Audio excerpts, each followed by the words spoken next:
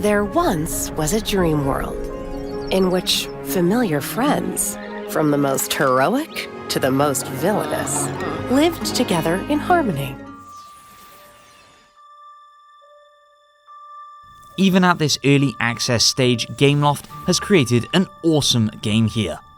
There's enough content here to already have a good sense of what's to come, and a foundation to build something rather special.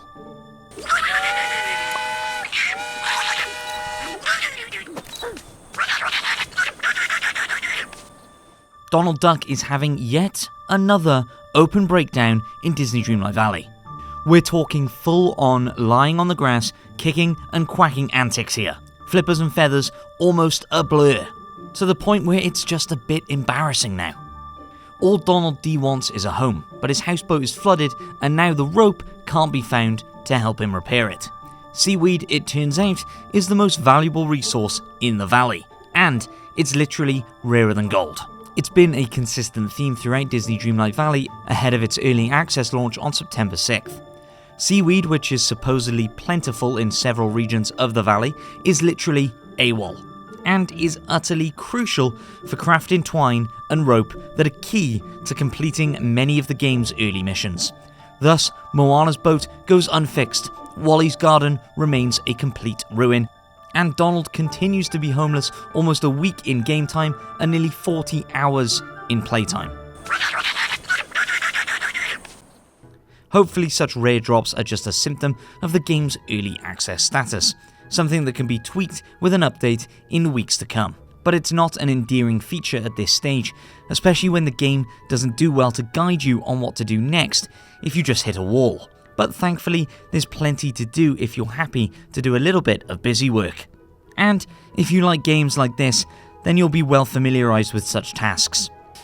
The main currency that's used to unlock new areas of the valley and new realms is Dreamlight, which can be earned by doing tasks such as fishing, farming, chatting with your friends, or cooking. Daily tasks that are constantly replenished are great for quick wins and are also complemented by longer term goals like getting all of your friendships to a certain level. The more you unlock in terms of areas and characters, the easier it is to earn more Dreamlight, which is a nice touch. Disney Dreamlight Valley is like Animal Crossing with more story and less waiting around. Excellent quality of life improvements mean a whole lot less faff. Your watering can never empty. Tools never blunt or break, and stamina can be renewed by munching down on a handful of berries. And unlike Seaweed, thankfully, those berries are plentiful around the valley.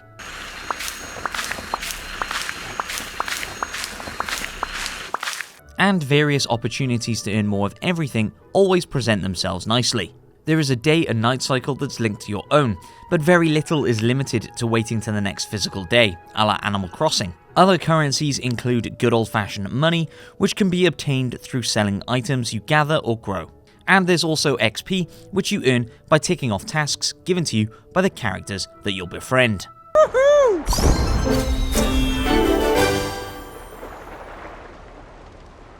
The titular valley has been struck by a phenomenon known as the Forgetting. Horrid thorns block off access to homes and entire regions, and also blight its inhabitants with nasty cases of memory loss. Merlin thankfully has it together enough to know that the valley needs help, both in clearing away the vines and in bringing back its residents, along with knowing that you're the one that can actually do it, you magical little thing you. And thus your new life in Disney Dreamlight Valley consists of helping the residents that have managed to survive the Forgetting, like Scrooge McDuck with his general store, or Mickey Mouse with his community garden, but also reaching out to those who have left. This happens mainly through unlocking themed realms using Dreamlight. Although the Dream Castle is pretty packed with these doors, there are only actually 4 currently available at the time of writing: Moana, Ratatouille, Frozen, and Wally. Each of these realms offers at least one character to coax back to the valley, complete with their own storyline that ties nicely into their movie origins. Whether you're cooking with Remy or exploring with Moana, it's always a nice surprise to see where each realm will take you. We'll admit they're more compact than we'd imagined, particularly poor Wally's, but you'll nevertheless find yourself ducking back in and out of them as you tick off further quests the characters give you as you level up their friendships. This is key to progression in Disney Dreamlight Valley 2, as hanging out, giving people gifts, and simply checking in on them each day can help you take your friendship to the next stage. Doing this will not only give you fun quests to carry out, but it also gives you access to themed items and outfits for each character. Interestingly, some of the quests can also unlock new tool upgrades that can help you clear out obstacles or access new areas. But none of that is made clear, unfortunately, but that's also kind of the fun and surprise when something unexpected happens by spending more time getting to know someone. It also helps that the dialogue and narrative flourishes are regularly brilliant. The game isn't afraid to have some fun with these characters, and even have a laugh at their expense, all the while making great nods to those who know the associated movies inside and out. And because of that, it feels like a Disney sim for fans of all ages, accessible enough for the younger generation, but with enough personality to appease older Disney and sim fans alike.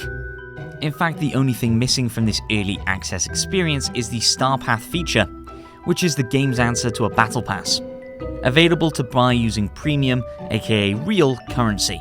It'll get you access to exclusive cosmetic items themed around specific areas. Each one will last a month before it resets, and the first is all Pixar themed, so think Incredibles merch and Up pins. It'll be interesting to see how this early access period continues, and what the pricing is like for these Star Path options once it unlocks properly.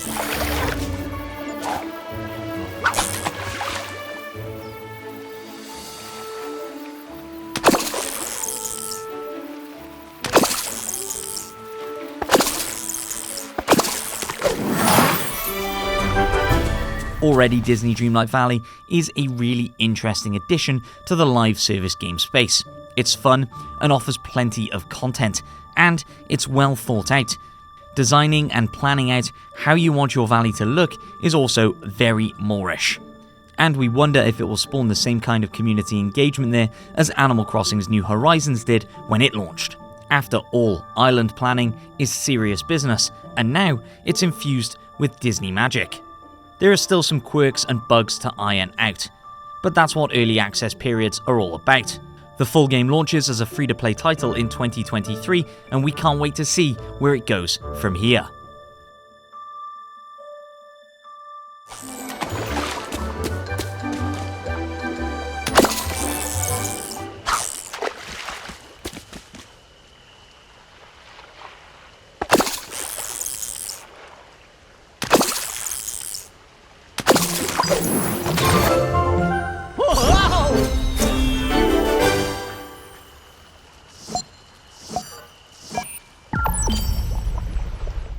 Whoa! Oh.